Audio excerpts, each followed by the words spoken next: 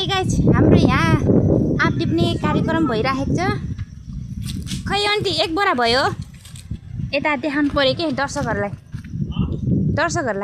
ए हाम्रो यहाँ घरमै फलेको अर्ग्यानिक आँप है गाइज।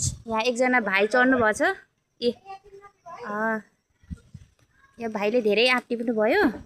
यहाँ मेरो अङ्कल आन्टी हुनुहुन्छ। अहिले असिना झरे जस्तै यस्तो आँपहरू टिप्नु भएको छ। यो घरमै खाइन्छ टन्नै। अस्ति 3 बोरा टिपेको।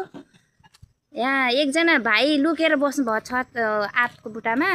अनि यो भाइलाई चिन्नुहुन्छ भने यसो लाइक सब्सक्राइब गरिदिनु होला। मेरो अङ्कललाई चाहिँ कति हतार हुन्छ भने आँप टिप्नु आन्टीलाई भन्दा पनि। हेर्नुहोस् गाइज, मेरो भिडियो मनपर्छ भने लाइक सब्सक्राइब गर्नु होला भन्न चाहन्छु। ए ल, यता पनि एक बाल्टी रहेछ आँप।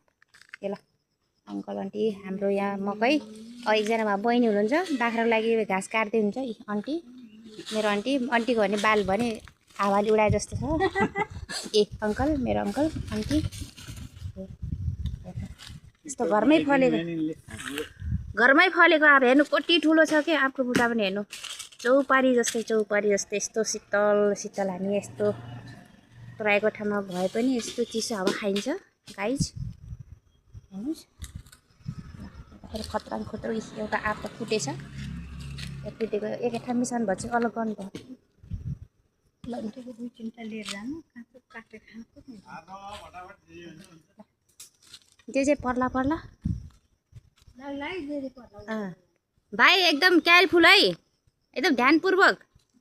यता फेरि मतिर नहेर नि भिडियो बनाउने बेलामा दिदीको भ्युज गाओस् भनेर आफ्नो ध्यान राख्ने। फेरि आँप ढराम भोलाखेरि